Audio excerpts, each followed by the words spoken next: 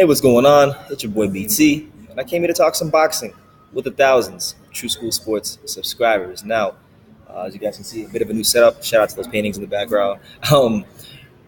Recent news on Romo Gonzalez coming out of BoxingScene.com is that he really wants to fight Kal Yafai for that WBA 115-pound title, and it's a very realistic possibility when you consider the fact that. Kal Yafai on October 28th, he scheduled a fight on the Anthony Joshua undercard against Sho Ishida. Sho Ishida is ranked number one by the WBA. Behind Ishida is Roman Gonzalez. So if he beats Ishida, then Roman by default will become number one by the WBA. And then that sets up a potential February clash between him and Kal Yafai for that WBA title. And HBO is looking at, the another super flyweight card, kind of like what they just did in Carson, California, when they had Roman and Estrada and Quadras fight all on one card. They're trying to do the same thing in February. So it's realistic because there's network interest. The rankings make sense, and it'd be a great fight. So in regards to that, Roman is getting written off by a lot of people. He's coming off the heels of a really devastating loss to Wang Vasai in the rematch. Wang Vasai came, he saw, and he ultimately conquered Roman Gonzalez in impressive fashion, in the kind of fashion to where you say this guy is in the top 10 pound for pound, and he is in my top 10 pound for pound. With that being said, Roman mentally, he's not as confident as he is, as no fighter is when you get knocked out. It's hard to be as confident after you get knocked out. It's very, very hard. Roman's, to me, from what I've seen, with him, I feel like the reason he fought as bad as he did that night, there's a multitude of things. I think he doesn't. The loss affected him.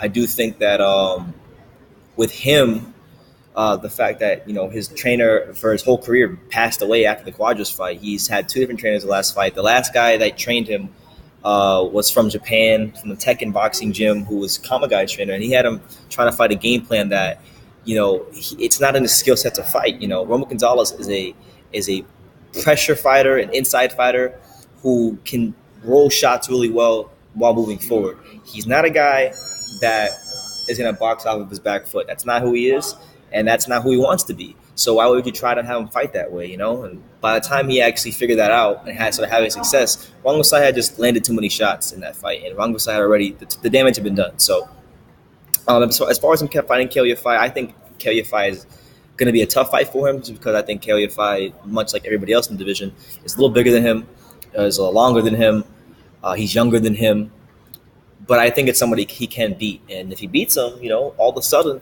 that puts him right back into like title contention. Not title contention, because he'll get a title if he beats Yafai, but I'm saying like it puts him back into a conversation for an Inoue fight, and that's a fight that a lot of people wanted to see.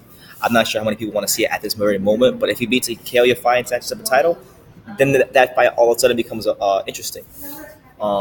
So, obviously, if he fights Yafai, I would like to see him win, because I like to see him fight Inoue. Inoue, I think, would beat him because Inoue is just coming into the prime of his career. Inoue is younger, but I still want to see it. There's always matchups in boxing that you want to see them, and for me, that's always been one of them. So. Usually, with Roman Gonzalez and his team, they really only fight. If you look at his career, for the most part, he's always fought for like WBC titles. But his team, his manager, they said they're leaving things open.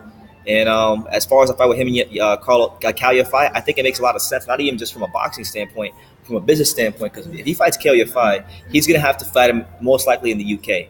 And that, to me, is great for Roman Gonzalez, because there's a lot of money in the UK. There's a lot of money to be made in the UK as far as the boxing market over there. And he just, I was saying when he was complaining about not getting the $1 million payday that he deserved, he would be more inclined to get it over there, because in the UK, there's more money to go around. And you could always stick him on the undercard of like an Anthony Joshua fight, and it'll happen. So, Roman Gonzalez, shout out to my boy Daramola. Roman Gonzalez fighting Kal Yafai, it just makes sense all the way around with the networks, with business, with boxing. I think it's a no-brainer, but obviously a lot of things have to happen before that fight's actually made. Kal Yafai's got to win his fight. Then they got to negotiate. So we're a long way away from that. But he is interested in fighting for that WBA title, and I know Yafai is interested in fighting for that WBA title as well. So you guys let me know what you guys think. You guys let me know what you think in the comments down below. Take the time to subscribe, and you can love me or you can hate me. But I'm just giving Daniel. So until next time, take care, guys.